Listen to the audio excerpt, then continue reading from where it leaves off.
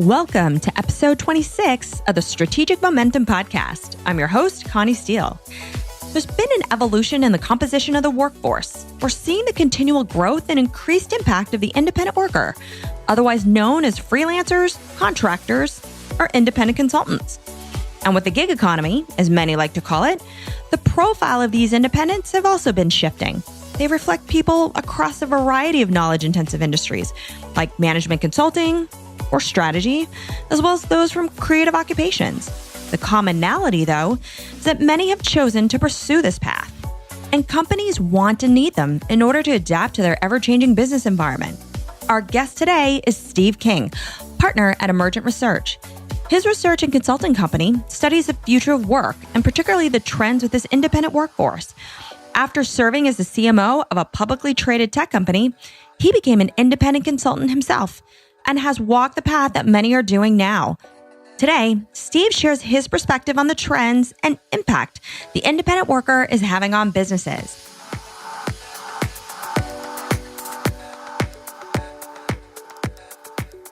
So glad to have you on the show today, Steve. Good to be here. So I'd love for you to share with us your career journey. And I know the work and the company you run now was a complete pivot to something different compared to where you originally started. Yeah. I was a corporate guy for a long time, about 20 years. I got an MBA and joined a consulting firm. And after 7 years or so in that, I left for the tech industry and went up through the product management side and marketing side of the tech industry. And my last job, I was the chief marketing officer for a public tech software company, and then moved in and started my own independent consulting firm, which we call Emergent Research. And I've been doing that for 20 years now. So a fairly big shift. Well, what was the trigger to have you switch from that corporate career as the CMO of this publicly traded tech company to then leaving that and starting your own research firm? So for me, when I first went independent, it was a somewhat sudden decision in the actual happening of it, but it was actually something that I'd thought about quite a bit before. I was unprepared from what am I going to do next, but I wasn't prepared with the idea that I really wanted more flexibility in my life. I had young kids at the time. They were growing up fast, as they always do. And I really wanted to have much more flexibility to be involved in their lives. I wanted to coach Little League. I wanted to drive my minivan in the carpool. We'd lived overseas for a number of years, and I think I'm one of the few people that actually aspired to a middle-class life with a minivan and a dog and living in a neighborhood with other people with minivans and dogs and kids. And so I really wanted to do all those things. And I did. I volunteered at schools. I participated in their activities. I did get to coach Little League for many years of various kinds. And so all of those things were important to me. And I knew, and more important to me than making next quarter's numbers. So it was driven in large part by my desire for work-life balance and to shift my work-life balance towards my life. The other thing that did it was when you're working for a corporation and you're working full-time and you're working hard, time passes very quickly because you're planning your life as long out as a year in advance. I mean, my calendar used to be booked a year to 13, 14 months in advance with meetings, events, and business trips. And you just kind of wake up one day and you go, what happened to the last 6 months? And as an independent worker and as an independent consultant, my life slowed down dramatically. And I really was much more aware of the passing of time and day to day. You got a much better appreciation for life in general. And so the other thing for me, the other big advantage was how everything slowed down. And I really had a much better sense for the passing of time, a much better sense for how my kids were growing up, much more time for a relationship with my wife, which I don't know, sometimes we go back and forth. We work together, we live together, we spend all our time together. That has pluses and minuses for both of us. But in general, the pluses again way outweigh the minuses. So that to me is one of the most important attributes of being independent. And so one of the things about our consulting firm, and my wife is actually my business partner in our consulting firm and has been since nearly the beginning, is that we made a decision from day one never to have traditional employees working for us. We have contractors and other independent workers and firms that we work with, but we've stayed a two-person firm for almost 20 years now. And you've been really ahead of the curve, not just from being a independent worker yourself, but obviously having a company that hires independent workers, to really studying that market for this long period of time. Certainly, one of the reasons that we find studying the independent workforce interesting is that we're independent workers ourselves. I mean, many people who study fields aren't participating in those fields, whereas we live it every day. I mean, we deal with the lack of predictable income. We deal with late paying customers. We deal with the issues associated with the lack of stability or extremely high benefit costs and covering our healthcare costs. I think that's the real key in the end for us, is understanding both the good and bad of the independent workers and it helps us enormously in terms of our ability to study independent workers. So tell us about the trends that you're specifically seeing with the independent worker now, and also just that evolution of work as we see it today. Well, the main trends are the independent workforce has been growing now fairly consistently for a while from our work and other work at about 3 times the rate of the overall workforce for the last decade. Most of that growth and most of those people are doing it part-time or as second or third sources of income. Supplementary incomes become a really important thing in our economy due to stagnating wages, the hollowing out of middle-class jobs, income inequality. All of these things have led more people to seek out additional income than they get from their primary source of income, which is usually a traditional job. In terms of people doing it full-time, it's somewhat cyclical with the economy. As the economy gets better, as it has been recently, you'll see more people go back to traditional employment, particularly a group we call reluctant independent workers. They're people that would prefer a traditional job, but for one reason or another are independent workers. When the economy booms, job market gets better, and we've had almost 9 years now of a strong job market, those people can find jobs and they go back. And so the full-time component has been relatively flat for the last 3 or 4 years after growing quite a bit due to the Great Recession back in 08, 09, all the way through to say around 2015. So there's a lot of, when you get under the hood of the data, there's a lot of different shifts happening. But from a long-term perspective, both companies and people are looking for increased levels of flexibility and agility. And so from a corporate perspective, traditional employees are more or less a fixed cost, and they're not necessarily fungible, and they don't give you a lot of flexibility and agility in terms of what happens if your business goes up or goes down, or you want to do a strategic shift. So more and more corporations are increasing their use of independent workers, freelancers and contractors and others, to provide that flexibility and agility. And at the same time, more and more workers are coming to the conclusion that I did, that I didn't want to continue as a corporate employee. I didn't want to be working as hard and as committed and only having a few weeks of vacation each year and not being able to go out and ride my bike midday like I'm going to do in another hour or so, or play golf like I'm doing tomorrow. Most people suddenly realize that they would like that kind of flexibility. And so suddenly independent work looks attractive to them too. So both on the supply and demand side, the trends are driving the shift towards greater levels of independent work. And I know the profile of the independent worker isn't what most people may consider. It's not that just freelance designer or developer, that you're finding a lot of people in these white collar, higher end jobs like management consulting or strategy. Is that correct? Oh yeah, the one of the most interesting trends we've seen, and we've been tracking this since 2011.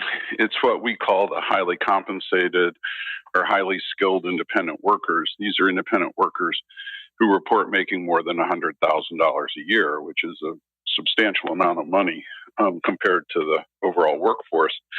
And that group actually has gone up almost 70% in numbers from 2011 to 2018. Yeah, it's still a relatively small group, but it's just grown dramatically. And what's happened is, even as the economy gets better, the number of people doing that have expanded because more and more workers realize, hey, with a tight labor force out there, companies are turning more and more to higher end consultants and specialists to meet the labor shortages. And so these highly skilled independents are able to actually charge more, and more people see that. And so more and more people join the independent ranks. And so, yeah, at the high end, that's where some of the fastest growth is happening. And it's interesting, you go back 20 years ago when we started our business, corporations on average did not put independent workers very often in strategic positions or key positions. And now you go to most any large corporation and go into their marketing department, go into their innovation labs, go into their IT departments, and you're going to see independent workers in very key roles. That's a real fundamental difference from 20 years ago and today. And the reason why, as you'd mentioned earlier, that they are putting these people in those key roles is really that war for talent. Is that right? Is it's just the ability to find people who can come in and quickly do that and have that flexibility, agility to make that impact is the driver behind it? Oh, absolutely. It's a combination of, in many cases, it's their only choice, that they can't find full-time talent to fulfill those jobs, particularly in the IT area and the marketing area. A lot of companies simply struggle to find people willing to work for them full time in those roles. So there's a labor shortage component to it. The second component to it is, you're right, they come up to speed very quickly. They get going. But also in a lot of these roles, companies are realizing they don't necessarily need somebody or want somebody long term, or at least full time.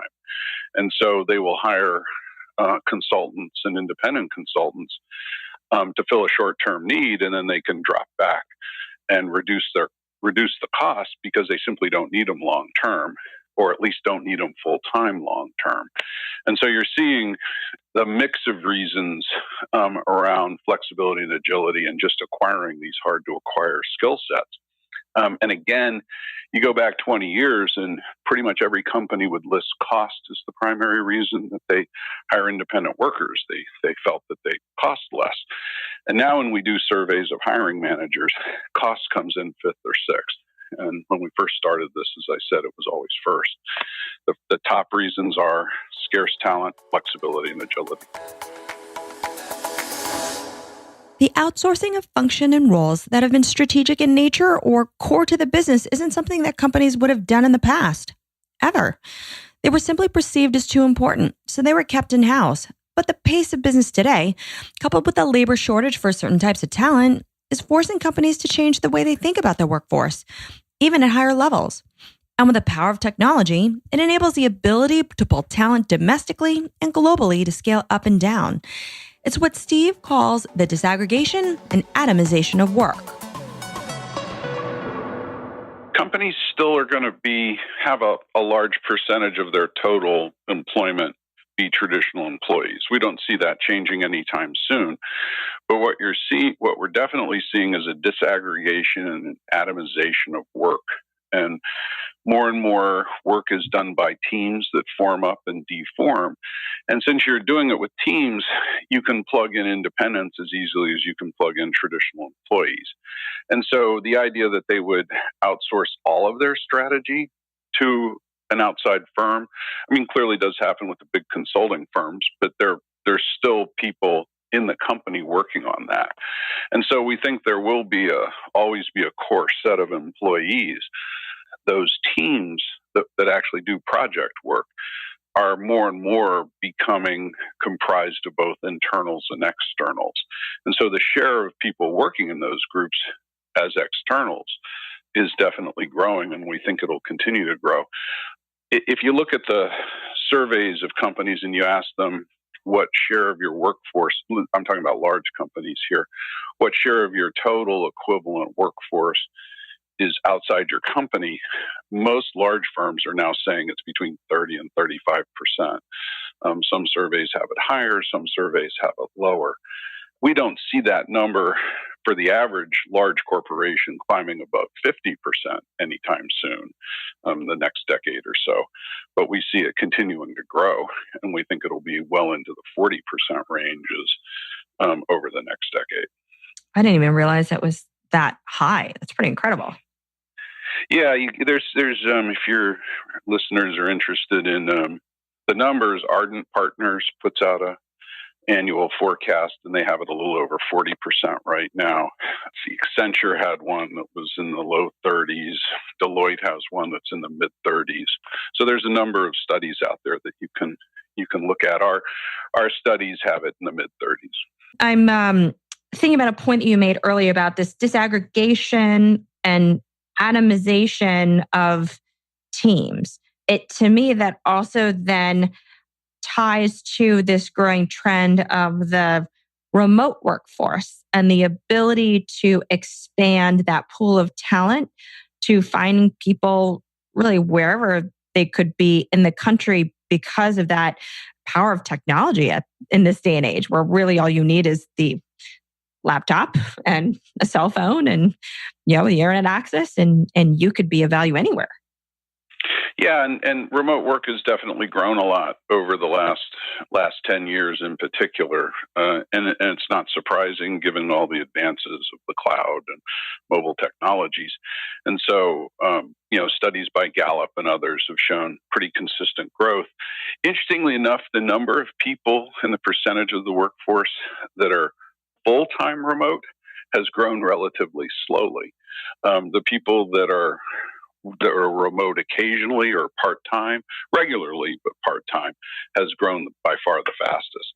And so we're seeing more and more people working remotely, even though they do have a base that would be considered non-remote, working in a corporate office of some sort.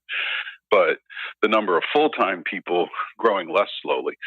But even with that, it's still growing faster than the workforce. And you even have these people, digital nomads, that are known for traveling the earth with just their laptop and looking for internet connections. And you find them on the beach in Bali or in the hills in Chiang Mai in Thailand, or hanging out in the cafes in Berlin, working remotely for companies located pretty much anywhere in the world. Wow. So for companies that are looking to source more specialized talent via the independent worker, where would you suggest they start? I know that there seems to be a lot more marketplaces now that cater to the very skilled worker, like a TopTal and Upwork. Yep. Yeah, and Catalent, and there's a whole bunch of them now. If you want a lawyer, you can go to Avo. There's a lot of those marketplaces. Interestingly enough, still the main way highly skilled independent workers find work is word of mouth. So the networks that people have and the networks that the independent workers themselves have are still the primary way people find assignments. And my first reaction when people ask me, well, how do I find an independent worker that will do what I want, is to think about your own network. There's a good chance people who are independent workers that may fill the role. Or if not, you may know people that are independent workers that may know someone else. And then beyond that, the online marketplaces have gotten increasingly sophisticated in how they match worker, job requirements and worker skills. And so you can go to a Catalent or an Upwork, or a lot of companies have created their own internal job sites like PwC and Deloitte and the Washington Post. They all have internal job matching sites. So you can go to those also if your company has that. But if not, you can go to the public sites and be increasingly confident you'll get somebody who's good. And a lot of people are hesitant to do that, but once you've done it the first time, and I always recommend newbies make very short-term commitments with the people they hire until they, establish that they can do the work. But once you've done it, you realize how simple it is, and you'll go back. Well, you have personal experience in this, and yet, I think you were probably one of those people who were a bit future forward in deciding to leave the corporate environment. And you started consulting very early on before you and your wife founded this research firm. Yeah. We worked originally as marketing consultants because that was our background. Even though early in our careers we were both consultants and researchers, but we did marketing consulting for a few years until we fell into this. We found we liked the research side of it more than the marketing side of it, quite honestly. And so we did fall into it early, and I think more and more people do find their way into these roles the same way we do. You start out thinking that you're going to do one type of consulting, and then or a mix, and you quickly eventually figure out which stuff you really like doing, and you end up focusing on that. And for those who are looking to potentially take that independent worker route, because some they end up just falling into it, or they do it out of necessity, but maybe those who are more seriously looking into that path, what advice would you give them before venturing off on their own? Yeah, the first is don't quit your day job till you've spent some time working on it. The first biggest challenge of independent work is the revenue is unpredictable, it's inconsistent, and lack of predictable revenue is the single biggest complaint. And that's especially true when you're starting out. So we suggest to people that they first build up a little bit of financial cushion so they can get through the lean early months when revenue might be scarce. The second thing is, if possible, it's really good to start this part-time as sort of a moonlight thing to sort of get a sense if whatever you're offering the market is willing to pay for, and also to get the person used to what it's like being an independent contractor. And so we strongly recommend doing it part-time. The third thing is not go off until you're fairly confident or even highly confident that you've got at least one potential client that's going to hire you. The thing you need more than anything else is to show you can do the work and have references that you can point to if need be. And so going out without any clients at first is potentially very challenging. So those would be the three key things that we would advise people to do. Well, given those points, then that also triangulates back to that statistic you were talking about, is that the rate of growth of those independent workers who are doing this part-time has been moving at a faster rate than those that are probably doing it full-time, because my guess is that they're testing it out and to see if this is something that, one, interests them, but two, could be sustainable over the long term. Yeah, in our surveys, we find about 1 in 5 people that are doing it part-time are test marketing. And we find of that group, of that 1 in 5, about 1 in 5 go full-time within the next 2 years after starting their test marketing process. And so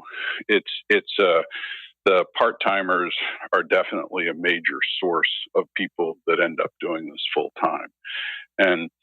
And so, absolutely, people are out there test marketing all the time. And it's not just people that are sort of high-end consultants that are doing this. People that are offering any kind of service are doing it this way. Like dog walkers usually start part-time, or people that are crafters that are trying to figure out if it makes sense will start with an Etsy business part-time.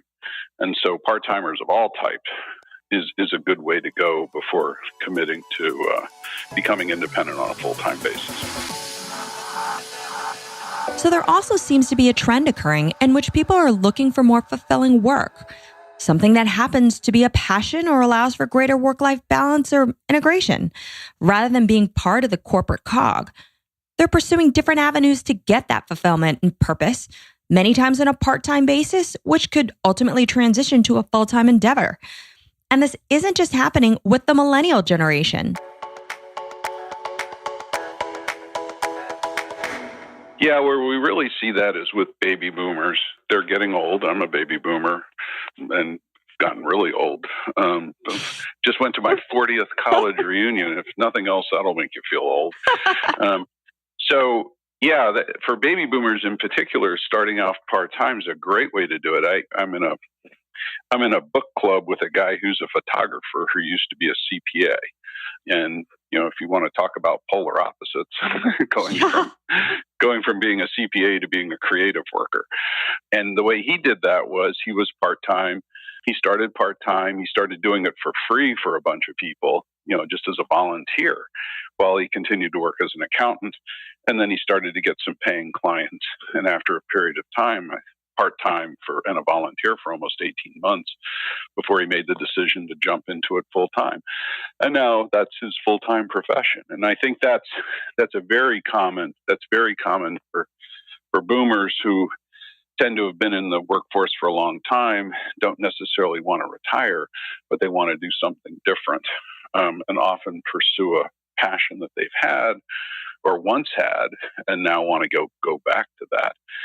We also see that with millennials, people in their 20s up through mid-30s right now, where pursuing a passion's kind of been drilled into them, maybe overly drilled into them to a certain degree, I think. But they want to do passion stuff, and so they may have another job. Going out part-time gives them the opportunity to pursue a passion while still earning enough money to live, but also gives them the ability to explore potentially moving into something that they do find that they do have more passion for than a traditional job. The people in the middle, the Gen Xers, middle age has this like me. Yeah, like you end up middle agers tend to look more for stability because of where they are: mortgages, kids, family responsibilities. So we actually find that they have the lowest rate of independent work as a percentage of the population.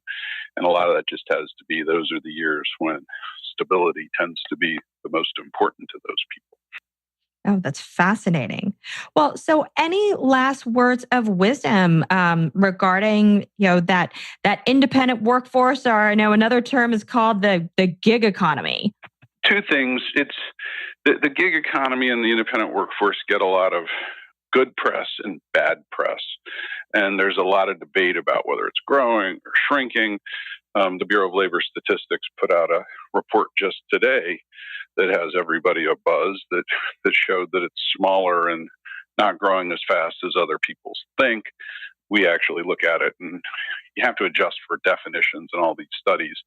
We actually find that their numbers are relatively consistent with ours, but because their definition is so much more narrow, that's why they are finding smaller numbers.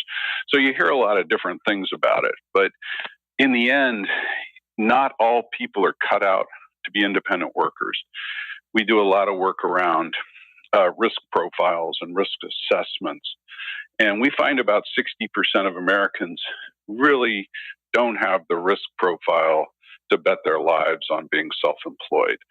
And that's not good or bad. It just is. The humans on average yearn for stability and predictability. That's been built into us from an evolutionary standpoint since our species was created. And so knowing yourself, knowing how much, learning your risk profile, understanding if you can deal with the lack of stability and the lack of predictability of independent work is very important. And if you don't want to do that, if you don't feel you can do it, don't try to force yourself into it. And then the other piece is, again, if you go part-time, explore it and wait until you get comfortable. We've found that the people that are most likely to fail are the people who don't have the right risk profile and don't prepare for becoming independent. And unfortunately, if you get laid off, you may not have a choice. If you lose your job, you lost your job. You may be totally unprepared to being independent. you may not have the right risk profile. So you're facing some big challenges in those cases. But if you're not in that category, if you're not suddenly thrust into a world where you have to become independent, take time, figure out if you've got the right profile to do it, and also prepare for it. And if you do those things, there's a pretty good chance you will be successful at it. Great. So I heard know thyself, plan for risk, take the time and test and learn and prepare, all on the way. Yeah, all on the way. And if you do those things, and we find very consistently, if you do those things, you have a much higher chance of being successful and also enjoying it and feeling good about it than if you just one day quit your job and head off. Now, there are exceptions to that. So, for example, I literally went to the office one day not expecting with the plan to stay working for a long time, and 3/4 of the way through the day I quit. And that was just circumstance of the job at the time. My boss, who was the CEO, and I had a fundamental difference about a few things, and I literally quit on the spot. And that was probably immature of me and wrong. So I didn't follow this advice. And when I first went out, I was completely unprepared. Fortunately, it worked out, but I did it wrong. And my advice to other people is to not do it that way. Well, yeah, it felt great as I was quitting, but as I left the building, I went, "Oh my God, what have I done?" Well, you know what? I'm sure that's what a lot of people would love to do, is just say, "I'm done." Yeah, it's kind of like the old song, "Take this job and shove it." I kind of did that, and and it was very immature. So I should have been smarter than that, but I wasn't. So then I had to start planning. So again, my advice to everybody else is don't do that. Also, don't do that because one of the best sources of work as you go independent is your former employer. And if you tell your former boss to take this job and shove it, trust me, that reduces the chance that they'll want to hire you back as an independent worker. So the other thing is leave your current employment as well as possible so that it increases the chance that those people will hire you back. Now, one of the funniest things is that the guy that I quit on, who if I hadn't quit probably would have fired me the next day, actually did hire me back as a consultant, but that's a different story. Oh, wow. Well, and finally, what's the best way listeners can connect with you? Well, we have a blog, www.smallbizlabs.com. Our company's name is Emergent Research, and they can look at our website there, and all of our contact information's on one or both. Great. Thank you so much for being on the show today. Just a great insight and a great conversation and wonderful perspective on the independent workforce. Oh, Connie, thank you. Thank you very much for having me. Companies are looking for increased levels of flexibility and agility in order to compete in this ever-changing business landscape. And these freelancers, consultants, and contractors fulfill this need. They help create the necessary business momentum to address important strategic initiatives. And they give companies the ability to tap into that pool of talent by expanding their reach in a virtual way. And on the flip side, people are coming to the realization that they may not want to continue as corporate employees. They too seek greater flexibility and control, but it's not for everyone.